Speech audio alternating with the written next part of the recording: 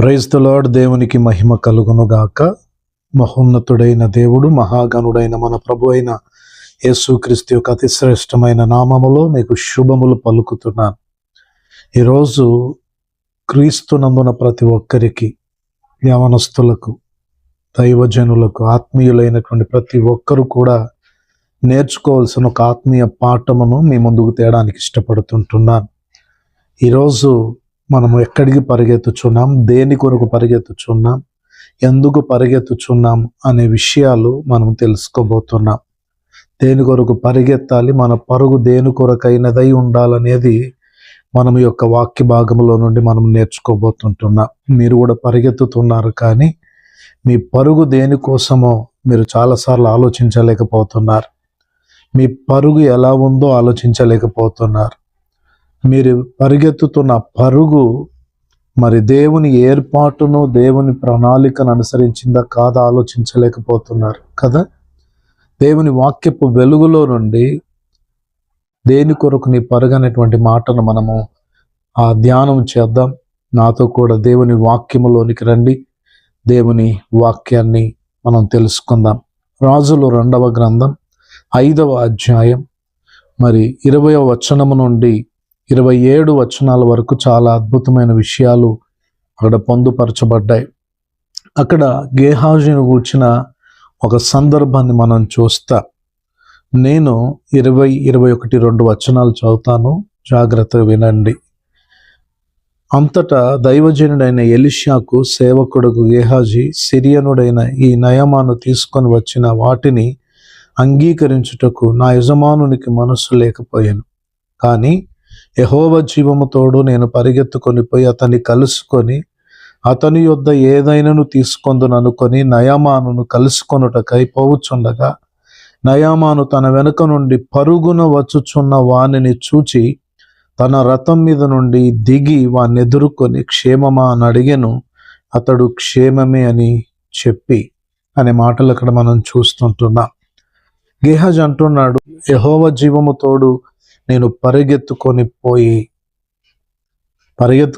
ఏం చేస్తావు గేహాజీ అంటే, నా దైవజనుడు, దేవుని దాసుడు, అభిషక్తుడు, ప్రవక్త, నా ఏలినవాడు తృణీకరించినటువంటి ఆ నయామాను బహుమానాలు నేను ఆశిస్తున్నాను. వాటిని చూశాను, వాటిని చూసరికి నాకు ఆశ కలిగింది. ఆ ఆశ ద్వారా ఎలాగైనా పొందుకోవాలనేటువంటి తపన నాలో అధికమైంది. దాని కొరకు, వాటిని సంపాదించుట కొరకు అక్కడ రాయబడ్డ మాట, అతన్ని కలుసుకొని అతని యొద్ద ఏదైనాను తీసుకుందును అనుకొని, ఎలాగైనా కొంతవరకైనా నేను సమకూర్చుకోవాలన్న ఆలోచన మరి అక్కడ గేహాజీ కలగడం మనం చూస్తున్నాం. ప్రియమైనటువంటి దేవుని బిడ్డలారా, ఇక్కడ మనం జ్ఞాపకం చేసుకోవాలి. ఈరోజు ఈ మాటలు వింటున్నటువంటి ప్రియ యవనస్తుడా, తమ్ముడా, చెల్లి, దేని కొరకు పరిగెత్తుతున్నావు? లోకములో ఉన్నటువంటి స్నేహాల కోసమా? లోక సంబంధమైన ప్రేమ కోసమా? లోక సంబంధమైనటువంటి విధానములో లోకులతో కలిసి ఆనందించడం కోసమా? దేని కొరకు నువ్వు పరిగెత్తుతున్నావు? దేని కొరకు నీ పరుగు? ఒకసారి నువ్వు ఆలోచించు. ఈరోజు తల్లిదండ్రులు చెప్పిన మాట వినకుండా లోకములోనికి పరిగెత్తుతున్న వాళ్ళు ఉన్నారు. తల్లిదండ్రులను దుఃఖపెడుతూ ఇహలోక సంబంధమైన ఆ ప్రేమల కొరకు ఆరాటపడుతూ తల్లిదండ్రులను కాదని చెప్పి లోకములో ఉన్నటువంటి ఆ ప్రేమ కొరకు పరిగెత్తేటువంటి వాళ్ళు ఉన్నారు. కొంతమంది ధనము కొరకు పరిగెత్తుతున్నారు. కొంతమంది మోసాలే చేయడానికి పరిగెత్తుతున్నారు.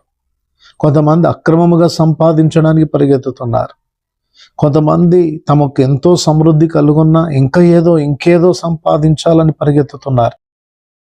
ప్రియమైన దేవుని బిడ్డలారా, ఇలా చూస్తే ప్రతి మానవుడు దేనికో ఒక దాని కొరకు పరిగెత్తునే ఉన్నాడు. ఉదయం లేచిందంటే ఉద్యోగాల కొరకు పరుగు, వ్యాపారాల కొరకు పరుగు, స్కూల్స్ కొరకు పరుగు, మరి కాలేజెస్ కొరకు పరుగు, స్నేహితుల కొరకు పరుగు, సమస్యలు ఉన్నాయని పరుగు, హాస్పిటల్స్ కొరకు పరుగు, ఇలా ఎన్నో విధాలైనటువంటి పరుగులు అనేది మనం చూస్తుంటున్నాం. జనాలు పరిగెత్తడం, ఎన్నో విధాలుగా జనాలు పరిగెత్తడం అనేది మనం చూస్తున్నాం.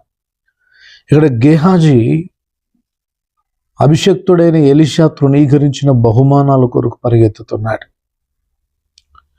ప్రియులారా, దయచేసి గమనించండి. ముఖ్యంగా ఆత్మ సంబంధమైనటువంటి వ్యక్తులకు నేను చెబుతున్న మాట, నువ్వు ఎవరిని కలుగున్నావో, ఏ దేవుణ్ణి సేవిస్తున్నావో, ఎటువంటి దైవజనులతో నువ్వు సహవాసాన్ని కలుగున్నావో, నీ దైవజనుల మీద ఉన్న ఆత్మ అభిషేకం ఎటువంటిదో, నువ్వు ఎటువంటి సంఘ సహవాసానికి చెందినటువంటి వ్యక్తిగా నువ్వు జీవిస్తున్నావో అది నీకు అర్థం కావాలి. ఎందుకు ఈ మాట చెప్తున్నానంటే, నువ్వు దేవునితో అంటుకట్టబడి ఒక సంఘ సహవాసానికి చెందిన వ్యక్తిగా ఉండి ఒక గొప్ప దైవజనుడు అభిషిక్తుడైనటువంటి సేవకుని దగ్గర మరి ఆత్మీయ సహవాసములో దేవుని ఉపదేశములో పెరుగుతున్న నీవు లోకము కొరకు, లోక సంబంధమైన ఆశల కొరకు, లోకములో ఉన్నటువంటి వాటిని సంపాదించడం కొరకు నువ్వు పరిగెత్తకూడదు. గేహాజీ జీవితం మనకు అదే నేర్పుతుంది. నేను ఈ లోక బహుమానాల కొరకు పరిగెత్తాను, భ్రష్టుడని అయిపోయాను, శాపగ్రస్తుని అయిపోయాను, నయామాను పోగొట్టుకున్నటువంటి కుష్ఠరోగాన్ని నేను సంపాదించుకున్నానని ఈ కథ ద్వారా గేహాజీ చెప్పే మాట అదే. అర్థం కావట్లేదు. ఈరోజు దైవజనులు కావచ్చు, కన్న తల్లిదండ్రులు కావచ్చు, ఆత్మీయులు కావచ్చు, అది కాదమ్మా, ఆ మార్గంలో వెళ్ళొద్దమ్మా, అది కాదు తమ్ముడు, ఆ మార్గంలో నువ్వు నడవకూడదు తమ్ముడు, అది నీకు నష్టము తమ్ముడు, ఆ అలవాట్లు మంచివి కాదు తమ్ముడు, ఆ స్నేహాలు మంచివి కాదు తమ్ముడు, ఆ యొక్క పరిస్థితుల్లో నీకు నువ్వు వెళ్ళకూడదు తమ్ముడు అని పలు రకాలుగా దేవుడు అనేకుల ద్వారా మనల్ని పలకరించిన ఆ విలువైన మాటలు మనకు చెవిన పట్టట్లేదు. ఇంకా పైగా ఎక్కడి మనుషులు దొరకరా, ఇంత భయంకరంగా మాకు ఇన్ని విషయాలు చెప్తున్నారు, వీళ్ళకి పిచ్చి పట్టింది, దేవుని పిచ్చి పట్టిందని నీకు ఉపదేశము చేయవాన్ని నువ్వు తృణీకరించట్లేదా? దేవుని వాక్య భాగంలో మరి నువ్వు గనక దేవుని యొక్క ఉపదేశాన్ని తృణీకరించి దేవుని చిత్తాన్ని కాదనుకొని ఎవరో నాకు చెప్పేదేంటి, ఎవరో నాకు ఉపదేశం చేయడం ఏంటి, నా బ్రతుకు నాది, నా జీవితం నాది, నా స్థితి నాది అని గనక నువ్వంటే నీ కొరకు ఒక మాట చూపెడతాను నేను. సామెతల గ్రంథం 5వ అధ్యాయంలో చూస్తే 12వ వచనంలో, అయ్యో ఉపదేశము నేను ఎట్లు త్రోసివేసి తిని, నా హృదయము గద్దింపు నెట్లు తృణీకరించెను, నా బోధకుల మాట నేను వినకపోతిని, నా ఉపదేశకులకు నేను చెవియొగ్గలేదు, నేను సమాజ సంఘముల మధ్య నుండినను ప్రతి విధమైన దౌష్ట్యమునకు లోబడుటకు కొంచెమే ఎడమాయనని నీవు చెప్పుకొనుచు మూలుగుచు నొందువు అంటున్నాడు. ఒకరోజు నువ్వు ఏడవలసిన పరిస్థితి వస్తుంది. అయ్యో, నా తల్లి చెప్పిన మాట, నా తండ్రి చెప్పిన మాట, నా ఆత్మీయులు చెప్పిన మాట నేను లెక్క చేయలేదే, వారి మాటను విన్నప్పుడు నేను అసహించుకున్నానే, త్రోసివేశానే, పక్కకు పెట్టానే, నేను చాలా ఆ పిచ్చి మాటలుగా తలంచానే, ఈరోజు నా జీవితం నాశనం అయిపోయిందే, నా బ్రతుకు నాశనం అయిపోయిందే, నా పరిస్థితులు అన్నీ కూడా చాలా సమస్యగా మారిపోయినాయని చెప్పి నువ్వు వేదన పడే ఒక రోజు రాబోతుంది. జాగ్రత్త. అలా వెళ్ళకూడదనే దేవుడి వాక్యం ద్వారా నీతో మాట్లాడుతున్నాడు. గేహాజీ పరుగు ఇహలోక బహుమానాలను సంపాదించుకోవడానికి, ఇహలోక సంబంధమైన వాటిని ఏదైతే చూచాడో వాటి చేత ఆకర్షించబడ్డాడు, ఏవైతే తనను ఆకర్షిస్తున్నాయో అవే వాటి కొరకు పరిగెత్తేటట్లు చేసింది. ఈరోజు నీ చూపులు జాగ్రత్త. నువ్వు వేటినైతే బాగా చూస్తున్నావో అదే పనిగా అవి నిన్ను ఆకర్షిస్తాయి. మొదట చూపులో లోపం, ఆ తర్వాత తలంపుల్లో లోపం, ఆ తర్వాత శరీరములో లోపం, ఆ తర్వాత నీ హృదయములో పాపం. ఇది మర్చిపోకు. 100% ఇదే జరుగుతుంది ప్రతి మనిషి జీవితంలో. ప్రతి వాడు తన స్వకీయ దురాశల చేత ఈడువబడుతున్నాడని, మరలు కొల్పబడుతున్నాడని. ఆ స్వకీయ దురాశలే మానవుని భ్రష్టత్వానికి, పాపములోనికి, మరణములోనికి తీసుకొని వెళ్తున్నాయి. రేపు నేను నిత్య నరకాగ్ని గుండానికి తీసుకెళ్ళేటివి కూడా అవే. ఇప్పుడు ఏం అర్థం కావట్లేదు కదా. తండ్రి యొక్క ఆస్తిని అనుభవిస్తూ తండ్రితో సమానంగా ఒక అధికారంలో ఉండవలసినటువంటి కుమారుడు స్నేహితులను ప్రేమించి, లోకాన్ని ప్రేమించి, దూరదేశం వెళ్ళి వ్యాపారం చేసి నేను ఏదో సాధిద్దామని, తండ్రి ఇంట్లో సమృద్ధిగా ఉన్న తండ్రి మాట కాదని ఆస్తిలో భాగం అడిగి తండ్రి ఇంటిని విడిచిపెట్టి లోకములోనికి వెళ్ళిపోయి స్నేహితులతో జలసాలు చేసి, ఎంజాయ్ చేసి, తన ధనమంతటిని వ్యయపరచి ఉన్నదంతా ఖాళీ చేసి వేశ్యలకు ఖర్చు పెట్టి అన్నీ నష్టపోయి తినడానికి ఆహారము లేక సహాయం చేసే స్నేహితులు అతని చుట్టూ తిరిగినటువంటి వాళ్ళు లేక ఆకలి తీర్చుకోవడానికి పందుల మేపే పనికి కుదుర్చబడి ఆ పందులు తినే ఆ పొట్టు తినడానికి ఒక దీన స్థితి, ఒక భయంకరమైన స్థితిలోనికి వెళ్ళిపోయాడు. స్నేహితులు అంటావు కదా నువ్వు, నా స్నేహితురాలు, నా స్నేహితులు, నా స్నేహము అంటావుగా. ఒక రోజు వాళ్ళందరూ నేను విడిచిపోతారు, జాగ్రత్త. నాకు చాలా ప్రాణ స్నేహితులు ఉన్నారు. నేను చదువుతున్నప్పుడు నన్ను ఎవరన్నా కొంచెం ఏదన్నా అంటే వాళ్ళని కింద పడేసి కొట్టి వారి యొక్క చెస్ట్ మీద కాళ్ళు పెట్టి జ్యోతిబాబుని ఏమనొద్దన్న వాళ్ళు ఉన్నారు. అటువంటి వాళ్ళు సహితం నన్ను ప్రాణంగా ప్రేమించిన వాళ్ళు నాకు వ్యాధి వచ్చినప్పుడు, నేను జబ్బులో ఉన్నప్పుడు నన్ను చూసి ఆ వ్యాధి, ఆ బలహీనతలు ఎక్కడ వారికి వస్తాయని చెప్పేసి వారు నన్ను విడిచిపెట్టి వెళ్ళిపోయారు. వారు నాకు దూరం అయిపోయారు. ఈ లోకంలో కనబడుతున్న స్నేహాలు వారిని విడిచిపెట్టి ఉండలేకపోతున్నావు నువ్వు అనుకుంటున్నావు. కానీ ఆ స్నేహాలే ఒకరోజు నిన్ను ఒంటరిగా చేస్తాయి, ఒకరోజు నిన్ను అనాథగా చేస్తాయి. రోజు నీతో జలసాలు చేస్తూ, ఎంజాయ్ చేస్తూ, తింటూ త్రాగుతున్న వాళ్ళు ఆపద సమయాల్లో కొన్నిసార్లు నీకు దూరం అయిపోతారు. వాళ్ళు నీకు 10 రూపాయలు ఖర్చు పెట్టే సమయంలో నీకు దూరం అయిపోతారు. అందరిని గురించి చెప్పట్లేదు. కొన్ని అబద్ధపు స్నేహాలు ఉంటాయి, అవి నిన్ను మోసం చేస్తాయి, నిన్ను నష్టంలోనికి తీసుకొని వెళ్తాయి. కనుక ఈ లోకంలో చెడు జీవితం, చెడు ప్రవర్తన, దుర్మార్గత, దుష్టత్వం కలిగిన ఆ దుష్ట సాంగత్యముతో కూడిన ఆ స్నేహాలకు దూరంగా పారిపో. ఆ స్నేహాల కొరకు పరిగెత్తుకు నువ్వు. గేహాజీ లోకంలో ఉన్న బహుమానాలు, నయమాను తెచ్చిన బహుమానం ఎలిసా కాదన్నాడు, ఎలీషా వద్దన్నాడు. యెహోవా జీవంతోడు వాటిలో ఏది నేను తీసుకోనన్నాడు. మా గురువు గారికి పిచ్చి పట్టింది, అంత మంచి ఆఫర్ వస్తే దాన్ని కాదనుకుంటాడా, నేను దాన్ని పొందుకుంటాను ఎలాగానని చెప్పి నయమాను వెళుతున్నటువంటి ఆ రథం వెంబడి వెళ్తా. ఆ నయమానైనా మారు మనసు పొందాడు. నువ్వు బహుమానం వద్దంటున్నావు కదా, నాకే కొంచెం ఈ భూమి మీద ఉన్న మట్టిని ఇప్పించు, నా దేశానికి నేను పట్టుకొని పోతాను, ఇది మొదలుకొని నేను ఏ అన్య దేవతకు నేను బలి అర్పించను అని చెప్పి ఎలీషా దగ్గర సెలవు తీసుకొని మారు మనసు పొంది ఆ నయమాను, స్వస్థచిత్తుడైనటువంటి ఆ నయమాను, ఆయన మనసు మార్చుకొని ఈ లోకంలో మీరు సేవిస్తున్నటువంటి దేవుడి వంటి దేవుడు ఇంకెవరూ లేరని చెప్పి దేవుణ్ణి కనబరిచి వెళ్తే, అభిషేక్తం దగ్గర ఉన్నవాడు, ప్రవక్త దగ్గర ఉన్నవాడు, పరిశుద్ధుల సహవాసంలో ఉన్నవాడు లోకం వైపు, లోకములో ఉన్న బహుమానాల వైపు, ఘనతల వైపు, గొప్పవాటి వైపు మరలు కొల్పబడడం ఎంత భయంకరం. ఏలియా తర్వాత ఎలీషా బలమైన ఆత్మను పొందుకున్నాడు. నీ ఆత్మలో నాకు 2 పాలు కావాలని అడిగి దేవుని అభిషేకం మీద దృష్టి నిలిపి దైవజనుని తర్వాత 2 అభిషేకం పొంది బలమైన శక్తితో వాడబడ్డాడు అతడు. ఏలియా కంటే 2 దేవుని కార్యాలు జరిగించాడు. అటువంటి ఎలీషా దగ్గర ఉన్న గేహాజీ ఎటువంటి ఆత్మను, ఎటువంటి అభిషేకాన్ని పొందుకోవాలి? అభిషేకం మీద ఎలీషా దృష్టి పెట్టినట్లు, ఆత్మ సంబంధమైన కార్యాల మీద దృష్టి పెట్టినట్లు గేహాజీ దృష్టి పెట్టలేకపోయాడు. ఆయన బహుమానాల మీద దృష్టి పెట్టాడు.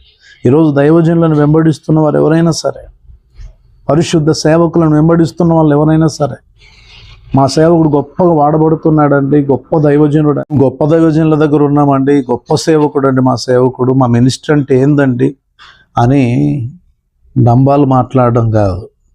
అటువంటి పరిశుద్ధుల దగ్గర భయముతో, వణుకుతో నువ్వు సహవాసం కలిగి ఉండాలి. మా దైవజనుల మీద నిలిచిన అభిషేకం, మా దైవజనుల మీద ఉన్న ఆత్మ మేము పొందాలనేటువంటి దప్పికతో నువ్వు నింపబడాలి. దాన్ని సంపాదించుకోవడానికి ప్రయత్నం చేయాలి. ఆ మధ్యలో ఒక దైవజనుడు చెప్పాడు, అతనితో నమ్మకంగా ఉన్నట్టే ఉండి అతడు జబ్బు చేయబడిన తర్వాత ఆ పరిచర్యను తన వశపరుచుకోవడానికి, సంఘాన్ని చీల్చడానికి తెగించాడంట. ఈరోజు అన్యాయంగా, అక్రమంగా, అబద్ధముతో కాదు. గేహాజీ అబద్ధం ఆడాడు. ఎఫ్రాయిమన్యం నుండి 2 యవనస్తులు వచ్చారు, పడుచు వాళ్ళు వచ్చారు. వాళ్ళ కొరకు 2 మనుగుల వెండి, 2 దుస్తుల బట్టలు కావాలని అడుగుతున్నాడు. నన్ను పంపించాడని అంటే, 2 మనుగుల వెండి ఎందుకు బాబు, 4 మనుగుల వెండి ఇస్తానని 2 సంచులు నింపి పనివాని చేత మోయించి ఆ బహుమానాలను గేహాజు కొరకు పంపించడం జరిగింది. గేహాజు వాడిని ఇంట్లో దాచిపెట్టి మళ్ళీ ప్రవక్త దగ్గరికి వచ్చి నిలబడితే, నయామాన్ ఎక్కడికి వెళ్ళావయ్యా అంటే, నేను యెహోవా సన్నిధిలో ఇక్కడే ఉన్నాను, నేను ఎక్కడికి వెళ్ళలేదంటే, నువ్వు నయామాన్ రథం వెంబడి పరిగెత్తుచున్నప్పుడు నా మనసు నీతో రాలేదా? ఒలివ చెట్లను, ద్రాక్ష చెట్లను, వెండి బంగారములను, ద్రవ్యమును, ఈ లోక బహుమానాలను సంపాదించుకోవడానికి ఇది సమయమా? నువ్వు ఎక్కడుండాలి, ఏం చేయాలి, దేని కొరకు పరిగెత్తాలి, నువ్వు దేని కొరకు పరిగెత్తుతున్నావు? నీ పరుగు ఆత్మ సంబంధమైందిగా లేదు గనక ఆ నయమాను పోగొట్టుకున్న కుష్టము నీ కలుగును అన్నాడు. అభిషేకం పొందవలసిన గేహాజీ కుష్టు సంపాదించుకున్నాడు, కుష్ఠరోగాన్ని సంపాదించుకున్నాడు. అభిషేక్తుడిగా ఎదగాల్సిన ఆయన భ్రష్టత్వములోనికి వెళ్ళిపోయాడు. ప్రియులారా గమనించండి, గేహాజీ అనుకున్నాడు, అక్కడ మనం చదివిన వాక్య భాగంలో, నేను పరిగెత్తుకొని పోయి ఏదైనా ఒకదాన్ని నేను తెచ్చుకుంటాను అనుకుంటున్నాడు. ఈరోజు ఈ మాటలు వింటున్న మీ జీవితంలో మీ పరుగు దేని కొరకు ఒకసారి ఆలోచన చేయండి. ఫిలిప్పీలకు రాసినటువంటి పత్రిక 3వ అధ్యాయం 12, 13, 14 వచనాల్లో మనం కనుక చూస్తే, అక్కడ నేను దేని నిమిత్తం క్రీస్తు యేసు చేత పట్టబడితేనో దాన్ని పట్టుకొనవలనని పరిగెత్తుచున్నాను అన్నాడు. క్రీస్తు యేసునందు దేవుని ఉన్నతమైన పిలుపును కలుగు బహుమానం పొందవలని గురి యొద్దకై పరిగెత్తుచున్నాను అంటున్నాడు. దేని నిమిత్తం క్రీస్తు చేత పట్టబడ్డానో దాన్ని పట్టుకోవాలని నేను పరిగెత్తుచున్నాను అన్నాడు. యేసుక్రీస్తు ప్రభు నిన్ను పరిచర్య కొరకు పిలిస్తే ఆ పరిచర్య యొక్క సంపూర్ణత కొరకు నువ్వు పరిగెత్తాలి. యేసుక్రీస్తు ప్రభు ఇంకేదైనా బాధ్యతల్లో నిన్ను నిలబెడితే ఆ బాధ్యతలను ఫుల్ఫిల్ చేయడానికి, సంపూర్ణం చేయడానికి పరిగెత్తాలి. ఆయన నీకు నమ్మి అప్పగించిన ఆ పని కొరకు నువ్వు పరిగెత్తే వ్యక్తిగా ఉండాలి. నేను ఒక విశ్వాసిగా సంఘములో అనేకులకు ప్రయోజనకరంగా ఉండడానికి పిలిచాడా?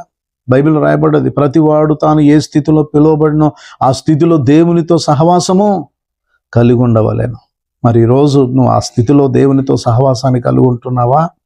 దేవుని వాక్య భాగంలో కనుక మనం చూస్తే, తిమోతికి రాసిన మొదటి పత్రికలో 2వ అధ్యాయం 5వ వచనం నుండి కనుక మనం చూస్తే, 2వ తిమోతి 2వ అధ్యాయం 5వ వచనంలో కనుక చూస్తే, అక్కడ పోరాటము గురించి రాయబడ్డది.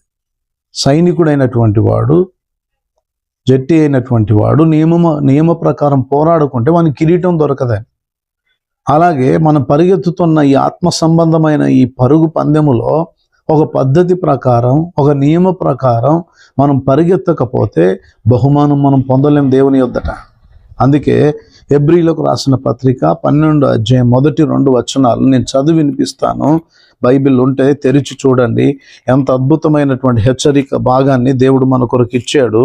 ఆ వాక్య భాగాన్ని నువ్వు గమనించి నీ ఆత్మీయ జీవితాన్ని సరిచేసుకోవాల్సిందిగా ప్రభు పేరట నేను హెచ్చరిస్తుంటున్నాను. దేవుని యొక్క వాక్య భాగములో నుండి గనక మనం చూస్తే ఆ మాటలు మనం ధ్యానం చేద్దాం. హెబ్రీలకు రాసిన పత్రిక 12వ అధ్యాయము 1-2 వచనాలు. ఇంత గొప్ప సాక్షి సమూహం వేగం వల్లే మనల్ని ఆవరించి ఉన్నందున మనము కూడా ప్రతి భారమును సులువుగా చిక్కులబెట్టు పాపమును విడిచిపెట్టి విశ్వాసమున కర్తయు దాన్ని కొనసాగించువాడునైనా యేసు వైపు చూచుచు మన ఎదుట ఉంచబడిన పందెముల ఓపికతో పరిగెత్తుదుము. సులువుగా చిక్కులపెట్టు ప్రతి పాపమును విడిచిపెట్టి యేసు వైపు చూస్తూ దేవుడు అనుగ్రహించే బహుమానం కొరకు మనం పరిగెత్తాలి. ఈరోజు యేసు వైపు చూడట్లేదు, మనం లోకం వైపే చూస్తున్నాం. ఆడు చూడకురా, లోకంలో అంత శరీరాశ, నేత్రాశ, జీవపుడంబం అని చెప్పిన మనం మెడ నరాలు లూజ్ అయిపోయినట్టుగా అయిపోతుంది. మనకు ఉపదేశం విన్నంతసేపు నేను చెట్టు కింద బ్రతికినా మంచిదే, రోషం కలిగి బ్రతుకుతాను, పవర్ఫుల్ బ్రతుకుతాను, అగ్నిగా బ్రతుకుతాను అంటాడు. వాక్యం నుండి బయటికి వెళ్ళిందంటే మళ్ళీ లోకం యొక్క ఆశల చేత ఈడవబడుతూ ఉంటాడు. అస్థిరమైన మనసు కలిగిన వారన్నమాట. నిర్జలమైన మేఘములు వీరే, గాలి కొట్టుకొని పోతాయి చూసారా మేఘాలు. వీళ్ళ బ్రతుకులు అంతే, చాలామంది జీవితాలు అంతే. ఉపదేశమునకు అప్పగించుకోరు, దేవుని చిత్తానికి అప్పగించుకోరు, దేవుడు ఉన్నాడనే భయం ఉండదు, ఆత్మ సంబంధమైన వివేచన ఉండదు, తమను తాము పరీక్షించుకోరు, దేవుని కృపకు అప్పగించుకోరు. మనసు చెప్పినట్లుగా నడుచుకుంటూ మనసు కోరిన దాన్ని ఆశించి ఆ కోరికలను నెరవేర్చుకొని సంతృప్తి పరచబడడానికి, భ్రష్టులవ్వడానికి ఆయన తెగిస్తున్నారు. కానీ దేవుని భయముతో ప్రాణాత్మ దేహములకు ఎటువంటి కల్మషం అంటకుండా దేవుని రాకడ దినం వరకు నిందారహితంగా ఉండాలనే ఆ వివేకము లేకుండా ప్రవర్తిస్తున్న వాళ్ళు ఎందరో ఉన్నారు. పాపమును మానలేని కన్నులు కలిగిన వారు ఉన్నారని దేవుని వాక్యం సెలవిస్తుంది. కనుక ఈరోజు ఈ మాటలు వింటున్న నీ జీవితంలో ప్రియ చెల్లి, ప్రియ తమ్ముడా, ప్రియ దైవజనుడా, ప్రియ దేవుని బిడ్డ, నీవు దేని కొరకు పరిగెత్తుతున్నావు? నీ పరుగు ఆత్మ సంబంధమైనదిగా ఉండాలి. ఉన్నత బహుమానం కొరకు నువ్వు పరిగెత్తు, కిరీటము కొరకు పరిగెత్తు, నిత్య జీవము కొరకు పరిగెత్తు, ఆత్మ సంబంధమైన వాటిని సంపాదించుకోవడానికి రోజు పరిగెత్తు. దైవజనుల మీద ఉన్నటువంటి ఆ ఉన్నత అభిషేకం నాకు కూడా కావాలి ప్రభు అని ప్రతి దినం దేవుని సన్నిధికి పరిగెత్తు, పరిశుద్ధుల సహవాసానికి పరిగెత్తు, ఆత్మ సంబంధమైన సంఘాల కొరకు పరిగెత్తు. కానీ పనికి మాలినటువంటి విషయాల కొరకు నువ్వు పరిగెత్తకూడదు, భ్రష్టుడివి కాకూడదు. గేహాజీ లోక సంబంధమైనటువంటి వాటి కొరకు పరిగెత్తి భ్రష్టుడైపోయాడు, శాపగ్రస్తుడయ్యాడు, నయమాను పోగొట్టుకున్న కుష్ఠరోగాన్ని తాను సంపాదించుకున్నాడు.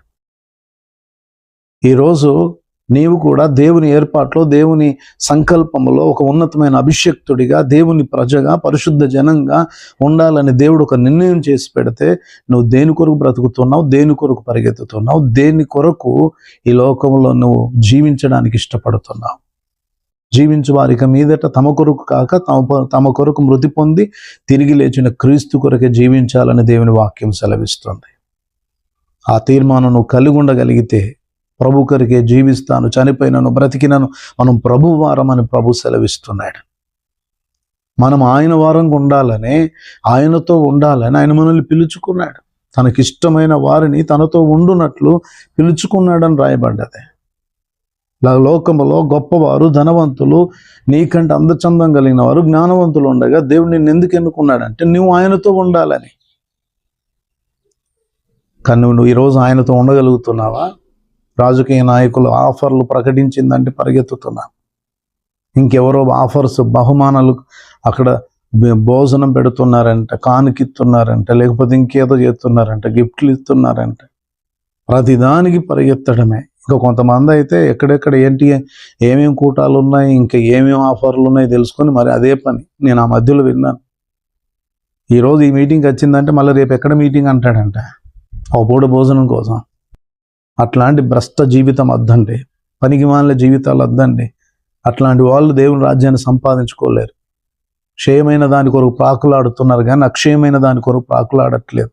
దృష్టి అంత భూ సంబంధమైనదే కానీ ఆత్మ సంబంధమైన, పరలోక సంబంధమైన దృష్టిని కోల్పోయారు చాలామంది. అందుకే ఎఫెసీ పత్రికలో మన మనోనేత్రాలు వెలిగించబడాలని రాశాడు. దేవుడు మన కొరకు దేన్ని సిద్ధపరిచాడో ఆ స్వాస్థ్యము కొరకైనటువంటి గ్రహింపును మనం కలిగి ఆ పరలోక రాజ్యం యొక్క, నిత్య జీవం యొక్క సమృద్ధి అయినటువంటి ఆహ్వానం మనం సంపాదించుకోవాలి. సమృద్ధి అయినటువంటి నిత్య జీవాన్ని మనం సంపాదించుకోవాలి. దేవుని రాజ్యాన్ని మనం సంపాదించుకోవాలి. కనుక ఈ మాటలు వింటున్నప్పుడే నువ్వు మారు మనసు పొందు. దేవుడు నీ కొరకే మాట్లాడుతున్నాడు, నీతోనే మాట్లాడుతున్నాడు. ఒక దైవజనుడు నన్ను గద్దించాడు, నేను మారు మనసు పొందకముందే. తమ్ముడా, నువ్వు మారు మనసు పొందు, దేవుడు నీతో మాట్లాడుతున్నాడు. నెల్సన్ అన్న అని కరీంనగర్ ధర్మారంలో ఉంటాడు, ఆ పాస్టర్ గారు నన్ను గద్దించారు.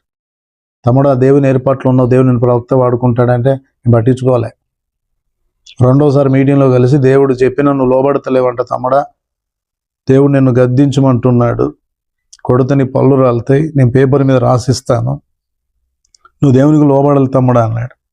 పట్టించుకోలే. లోకము, స్నేహితులు, సినిమాలు, షికారులు, లోక సంబంధమైన ఆనందాలు ఇవే కోరుకున్నాను. ప్రార్థన అంటే దూరంగా పరిగెత్తాను. కానీ దేవుడు ఒకరోజు చూశాడు, శబ్దము రాకుండా నన్ను కొట్టాడు, ఉతికి ఆరేశాడు, అడ్డం పడ్డాను, రోగిగా మారాను. ఆ రోగగ్రస్తుడిని అవ్వడమే కాదు, మరణానికి సమీపంగా వెళ్తున్న టైంలో అప్పుడు దేవుడు జ్ఞాపకం వచ్చి, నన్ను బ్రతికిస్తే నీ కొరకు బ్రతుకుతా, ప్రభువా నీ ఏర్పాటు ఉంటే నన్ను బ్రతికించుమని ఏడుస్తా ఉంటే ఒక వెలుగు నాకు కనిపించి, ఆ వెలుగులో లూకా సువార్త 5వ అధ్యాయం మొదటి 20 వచనాలు చదువుకోమన్నాడు. నీ పాపములు క్షమించబడ్డాయి, నేను మనుషులను పట్టు జాలరిగా చేస్తానన్నాడు. ప్రభు తన వాగ్దానం ఇచ్చి, వాక్యం ఇచ్చి, నన్ను దర్శించి నా బ్రతుకును వెలిగించిన నాటి నుండి 25 సంవత్సరాలుగా నా జీవితాన్ని ఆయనకు సమర్పించుకొని అనేకులకు ఆశీర్వాదకరమైన పాత్రగా ఉండడానికి దేవుడు తన పాత్రగా నన్ను మలుచుకొని ఆయన నన్ను ఈరోజు తన చేతిలో వాడుకుంటున్నాడు. నా జీవితం మారకముందు నా తల్లిదండ్రులు ఏడ్చారు. నా జీవితం మారిన తర్వాత వారు ఎంతో గొప్ప ఆనందంతో నింపబడ్డారు. ఈ మాటలు వింటున్న మీ జీవితంలో యవనస్తులు ఎవరైనా ఈ మాటలు వింటున్నట్లయితే నేను చెప్తున్నాను, వినండి. సృష్టించిన సృష్టికర్తని దేవుణ్ణి ఏడిపించొద్దు, నీ తల్లిదండ్రులను ఏడిపించొద్దు, నీ ఆత్మీయ దైవజనులను ఏడిపించొద్దు. ఈ 3 విషయాలు గుర్తుంచుకొని మారు మనసు పొంది నీ పాపముల విషయమై పశ్చాత్తాపడి బాప్తిస్మం తీసుకొని రక్షించబడి సంఘంలో చేర్చబడి పరిశుద్ధుల సహవాసంలో దేవుని ఉపదేశంలో స్థిరంగా ఉండగలిగితే నువ్వు నిత్య రాజ్యమునకు వారసుడు అవుతావు. నువ్వు ఎంత పశ్చాత్తాపడితే అంతగా నిన్ను క్షమిస్తాడు, నీ పాపములను కడుగుతాడు, తన రక్తం చేత శుద్ధీకరిస్తాడు. నిన్ను క్షమించి నిన్ను పరలోక రాజ్యం చేర్చడానికి ఆయన కల్వరి సిలువలో నీ కొరకు సిలువ మీద వ్రేలాడి, ఆయన కొరడా దెబ్బలు తిని, ఆయన శరీరం అంతా గాయం చేయబడి రక్తముద్దగా మారి ఆ సిలువ మీద వ్రేలాడి నీ కొరకు తన ప్రాణమును అర్పించాడు. నిన్ను నీ బలహీనతల నుంచి విడిపించడానికి, రక్షించడానికి. ఆయన సిలువ ప్రేమ, ఆయన బలియాగం అర్థం చేసుకొని ఈ రోజైనా నువ్వు మారు మనసు పొందగలిగితే, నీ పాపముల విషయమై పశ్చాత్తాపడగలిగితే ప్రభు నిన్ను క్షమించి నిర్దోషిగా చేసి ఆయన చేతిలో వాడబడే పాత్రగా నేను మలుచుకుంటాడు. ఇప్పుడే నీ జీవితాన్ని సమర్పిస్తావా? నీ ప్రభువుకు అంకితం చేస్తావా? రోత జీవితాన్ని, పాత జీవితాన్ని విడిచిపెడతావా? నన్ను నూతనంగా మార్చు ప్రభా, నూతన సృష్టిగా చేయం ప్రభా అని ఆయన చేతులకు నిన్ను అప్పగించుకుంటావా? దేవుడు నేను వాడుకుంటాడు. ఆలస్యం చేయకు. నేడే రక్షణ దినం, నేడే మారు మనసు పొందు, నేడే నీ జీవితాన్ని దేవుని సమర్పించు. ప్రభు నీ జీవితం ద్వారా మహిమ పొందునుగాక. Amen, amen, amen.